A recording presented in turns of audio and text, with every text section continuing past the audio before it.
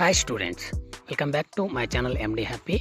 ಪ್ರೀತಿಯ ವಿದ್ಯಾರ್ಥಿಗಳೇ, ಈ ಒಂದು ವಿಡಿಯೋದಲ್ಲಿ second PUC sociology short term exam question paper ಅಂತ ತೆಗೆದುಕೊಂಡು ಬಂದಿದೆ. ಸೊ ಭಾಳ ಜನ ವಿದ್ಯಾರ್ಥಿ ಕೇಳ್ತಾ ಇದ್ರಿ, ಸರ್ ಸಮಾಜಶಾಸ್ತ್ರದ ಒಂದು ಕಿರು ಪರೀಕ್ಷೆ ಪ್ರಶ್ನೆ ಪತ್ರಿಕೆ ಇದ್ರೆ ಬಿಡಿ ಅಂತೇಳಿ. ಸೊ ಆ ಎಲ್ಲ ವಿದ್ಯಾರ್ಥಿಗಳಿಗೆ ನಾನು ಏನಪ್ಪ ಅಂತಂದರೆ ಈ ಒಂದು ಪ್ರಶ್ನೆ ಪತ್ರಿಕೆಯನ್ನು ಬಿಡ್ತಾ ಇದ್ದೀನಿ. ಸೊ ಸರಿಯಾಗಿ ಗಮನಿಸ್ತಾ ಹೋಗಿ. ಸೊ ಇನ್ನೂ ಯಾರು ನಮ್ಮ ಚಾನಲ್ನ ಸಬ್ಸ್ಕ್ರೈಬ್ ಮಾಡಿಲ್ಲ, ದಯವಿಟ್ಟು ನಮ್ಮ ಚಾನಲ್ ಸಬ್ಸ್ಕ್ರೈಬ್ ಮಾಡ್ಕೊಳ್ಳಿ ಅಂತ ಹೇಳ್ತಾ ಸರಿಯಾದ ಉತ್ತರಗಳನ್ನು ಆರಿಸಿ ಬರೀರಿ. ಭಾಳ ಸಾರಿ ವಿದ್ಯಾರ್ಥಿಗಳನ್ನು ಹೇಳುವುದ ಪ್ರಶ್ನೆಗಳನ್ನು ಸರಿಯಾಗಿ ಯಾರೂ ಗಮನಿಸ್ತಾ ಇಲ್ಲ. ನಾನು ಕಮೆಂಟ್ ಬಾಕ್ಸಲ್ಲಿ ಉತ್ತರಗಳನ್ನು ತಿಳಿಸಿ ಅಂತ ಹೇಳ್ತಾ ಇದ್ದೀನಿ. ಸೊ ಅದರ ಮಟ್ಟಿಗೆ ಗೊತ್ತಾಗ್ತಾ ಇದೆ ಯಾರಲ್ಲಿ ಏನಪ್ಪ ಅಂತಂದರೆ ವಿಷಯಗಳ ಬಗ್ಗೆ ಕುತೂಹಲ ಇಲ್ಲ, ಕೇವಲ ನೀವು ಎಕ್ಸಾಮ್ ಪರ್ಪಸ್ಗೋಸ್ಕರ ಸ್ಟಡಿಯನ್ನು ಮಾಡುತ್ತಿರೋ ಹಾಗೆ ಕಾಣಿಸ್ತಾ ಇದೆ.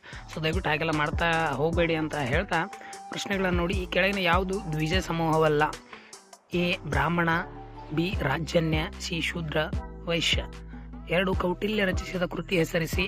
ರಾಜ್ಯಶಾಸ್ತ್ರ, ಅರ್ಥಶಾಸ್ತ್ರ, ಸಮಾಜಶಾಸ್ತ್ರ, ರಸಾಯನಶಾಸ್ತ್ರ. ಹರಿಜನ್ ಎಂಬ ಪದವು ಜನಪ್ರಿಯಗೊಳಿಸಿದವರು ಯಾರು? ಮಹಾತ್ಮ ಗಾಂಧೀಜಿ, ಅಂಬೇಡ್ಕರ್, ಸರ್ದಾರ್ ವಲ್ಲಭಾಯಿ ಪಟೇಲ್, ಜಗಜೀವನ್ ರಾಮ್. ಸಂವಿಧಾನ ಯಾವ ಕಲಮು ಅಥವಾ ವಿಧಿ ಅಸ್ಪೃಶ್ಯತೆಯನ್ನು ನಿಷೇಧಿಸುತ್ತದೆ? 19ನೇ ವಿಧಿ, 16ನೇ ವಿಧಿ, 17ನೇ ವಿಧಿ, 18ನೇ ವಿಧಿ. ಬಹಳ ಸರಿ ಕಾಂಪಿಟೇಟಿವ್ ಎಕ್ಸಾಮ್ನಲ್ಲಿ ಕೇಳಿರುವಂಥ ಪ್ರಶ್ನೆ ಇದು. 17ನೇ ವಿಧಿ ಯಾವ ಒಂದು ಇದನ್ನು ನಿಷೇಧಿಸುತ್ತದೆ ಅಥವಾ ಅಸ್ಪೃಶ್ಯತೆ ನಿವಾರಣೆ ಕಾರಣ ಆಗುವಂಥ ವಿಧಿ ಯಾವುದು ಅಂತ ಪ್ರಶ್ನೆ ಕೇಳಿದ್ದಾರೆ. Caste and race in India ಗ್ರಂಥದ ಕರ್ತು ಯಾರು? GS ಕುರ್ಗೇನ, ಅಂಬೇಡ್ಕರ್ ಅವರ, ಗಾಂಧೀಜಿಯವರ ಅಥವಾ ಜವಾಹರ್ಲಾಲ್ ನೆಹರು ಅವರ.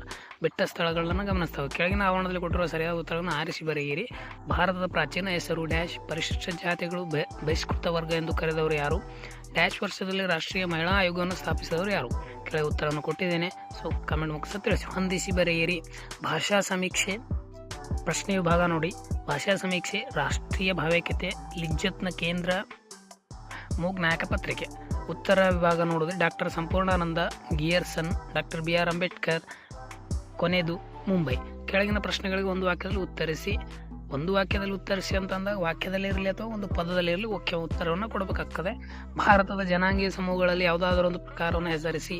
ಹಿಂದೂ ಉತ್ತರಾಧಿಕಾರಿ ಕಾಯ್ದೆ ಜಾರಿಗೆ ಬಂದ ವರ್ಷ ಯಾವುದು?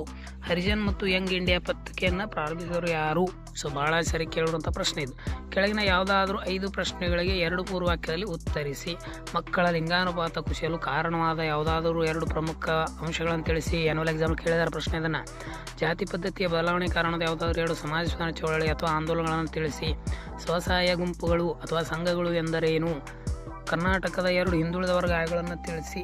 ಅದರ ಜೊತೆಗೆ ಪರಿಶಿಷ್ಟ ಜಾತಿ ಮತ್ತು ಪರಿಶಿಷ್ಟ ಪಂಗಡಗಳ ಕಲ್ಯಾಣಕ್ಕಾಗಿ ಕೈಗೊಂಡ ಯಾವುದಾದ್ರೂ 2 ಶಾಸನಾತ್ಮಕ ಕ್ರಮಗಳನ್ನು ತಿಳಿಸಿ. ಈ ಕೆಳಗಿನ ಯಾವುದಾದ್ರೂ ಪ್ರಶ್ನೆಗಳಿಗೆ 15 ವಾಕ್ಯಗಳಲ್ಲಿ ಉತ್ತರಿಸಿ. ಡಾಕ್ಟರ್ BS ಗುಹಾ ಅವರು ವರ್ಗೀಕರಿಸಿದ ಜನಾಂಗೀಯ ಸಮೂಹಗಳನ್ನು ವಿವರಿಸಿ. ಈ ಕೆಳಗಿನ ಯಾವುದಾದ್ರೂ 2 ಪ್ರಶ್ನೆಗಳಿಗೆ 30 ವಾಕ್ಯಗಳಲ್ಲಿ ಉತ್ತರಿಸಿ. ವೈವಿಧ್ಯತೆಯನ್ನು ವ್ಯಾಖ್ಯಾನಿಸಿ. ಭಾಳ ಸಾರಿ ಆ್ಯನ್ಯುವಲ್ ಎಕ್ಸಾಮು ಮತ್ತು ಮಿಡ್ ಟರ್ಮ್ ಎಕ್ಸಾಮಲ್ಲಿ ಕೇಳುವಂಥ ಪ್ರಶ್ನೆ ಇದು.